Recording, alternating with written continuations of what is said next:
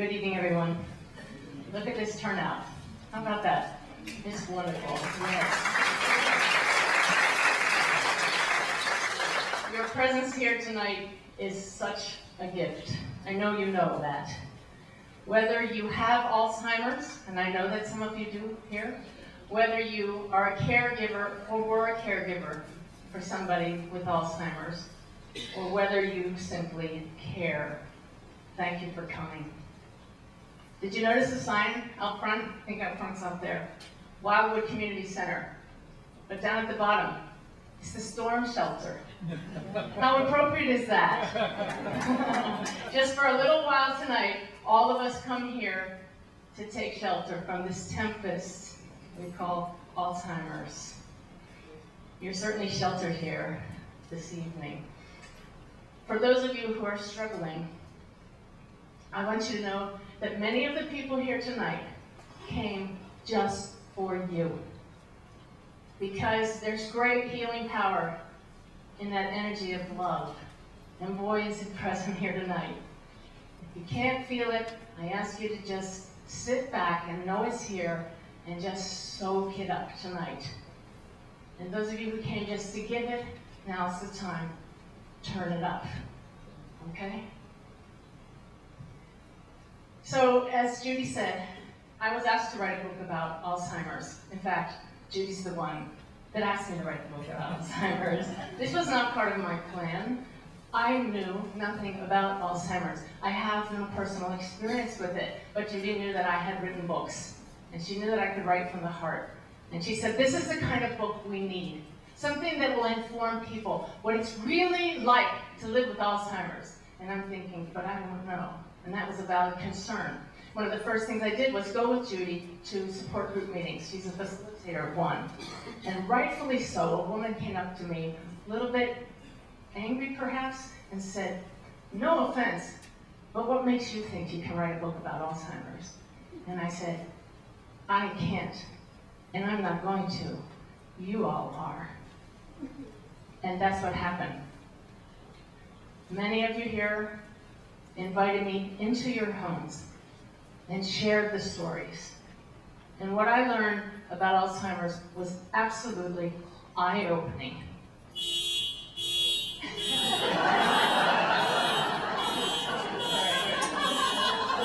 That's worse than a cell phone, isn't it? Oh boy, I can still hear it.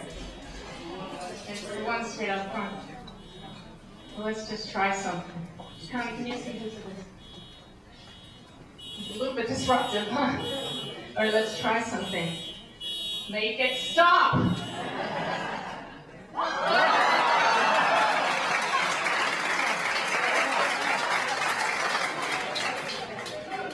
That is what's known as an impactful act, folks.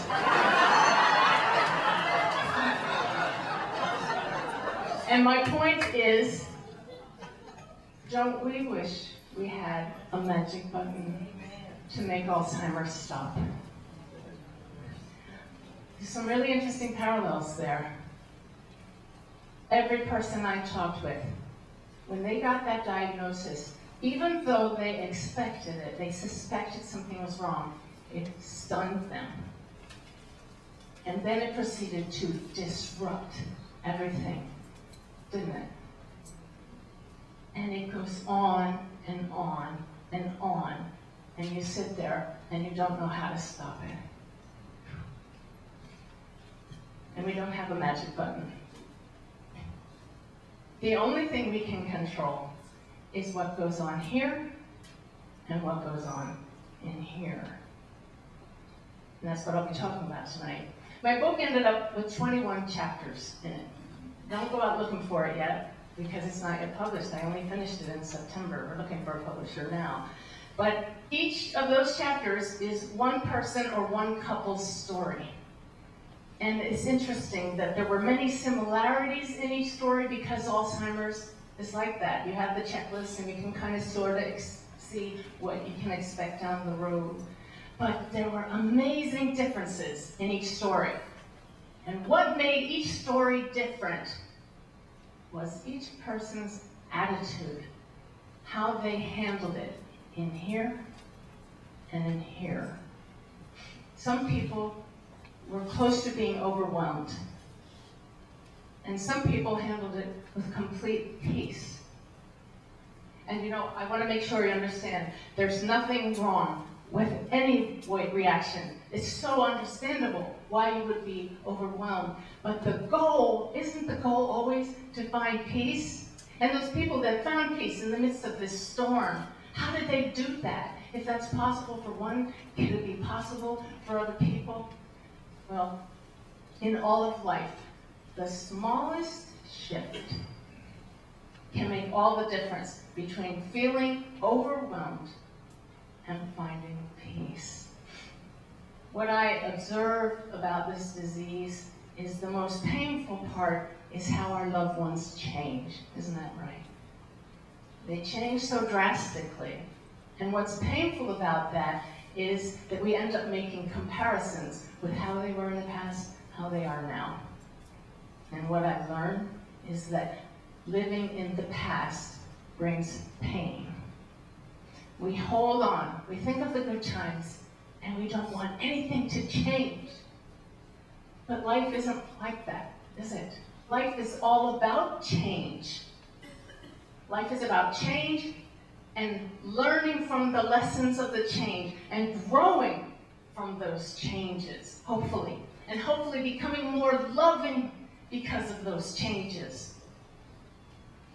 My book is just a snapshot in time. It's already outdated. I didn't put any dates in because it would be. But you know, if life is about change, all of the stories have changed. The people that I interviewed have changed since I interviewed them just months ago. Somebody who was coherent is no longer coherent. Somebody who was being cared for at home is now in a home.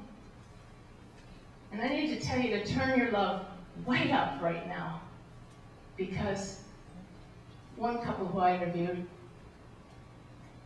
that gentleman passed this morning. And his wife is here anyway. She's right here. You want to hold her hand? You turn that love up. How amazing is that? That's change, and that's life.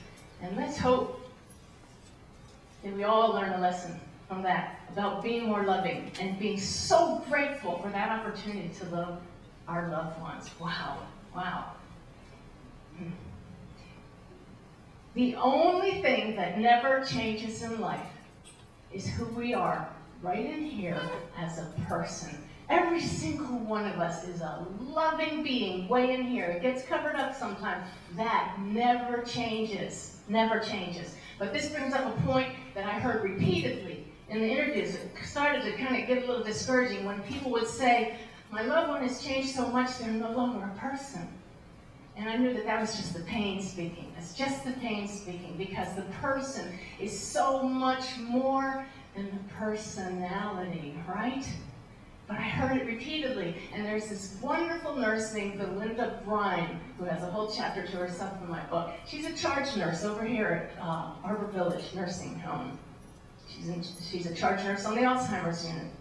She calls the residents her babies. They all love them over there.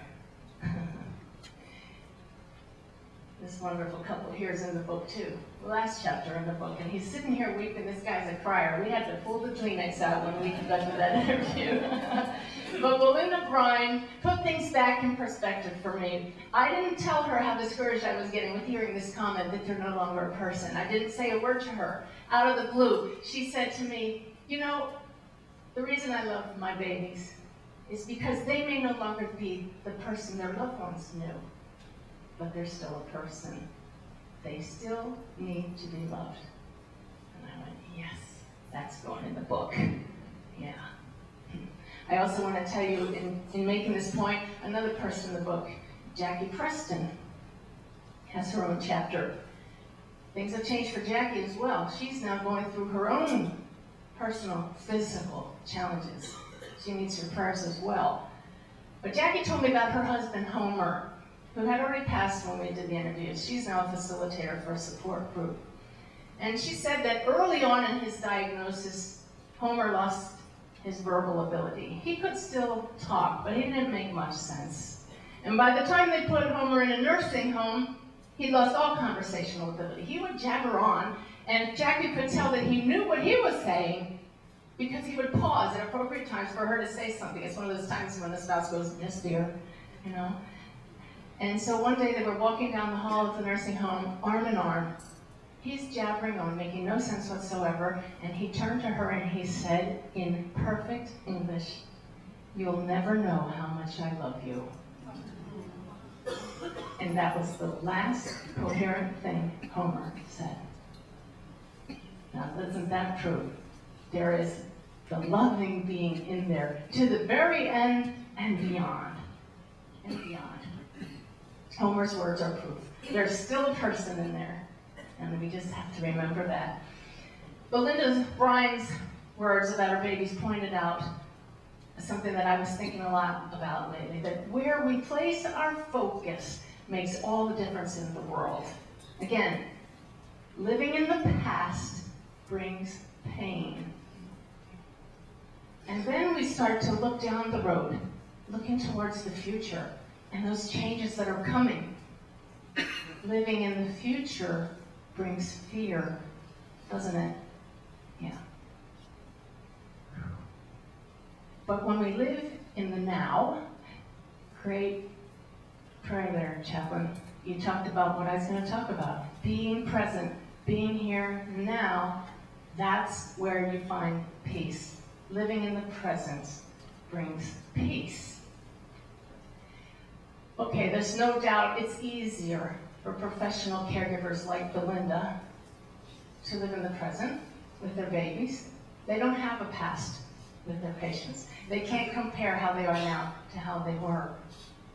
But it's not the external situations we face that determine how we feel inside, but how we face those situations inside right now. It's really interesting about living in the now. What I learned is that many people, when they get Alzheimer's, no longer need blood pressure medicine. The stress is gone. Why? They're living in the now. They're not worried about the past and in pain. They're not worried about the future and in fear. They live in the constant now. Now, their now may be somewhere in the past, but it's now for them, right? And the stress goes away. So somehow we have to find a way to live in the present and be appreciative, have gratitude for whatever God sends our way. Okay, I hear you. I sat in on those interviews, and I can hear some of you right now saying, "Yeah, that's great to say that, Suzanne, but it's really hard to be peaceful when you're dealing with unpredictable and unusual behavior. It's really hard to live in the present when your friends have drifted away because they can't handle the pain, but I don't have any choice but to live it. It's really hard to be peaceful when I'm so exhausted and when I have no social life." I hear that. So what do you do then? That's when you pray, "Oh God, give me strength. Just give me strength to be present now and find peace." And there's no magic button for that. But that is when miracles happen. Miracles. And I'm not talking about some great big miracle that's going to come away and wipe out Alzheimer's all at once. I'm talking about the kind of miracles that are talked about in A Course in Miracles, where a miracle is defined as a simple change in perception. Wouldn't that be a miracle if you could go from being overwhelmed in one instant to seeing this whole situation so differently that you could find peace no matter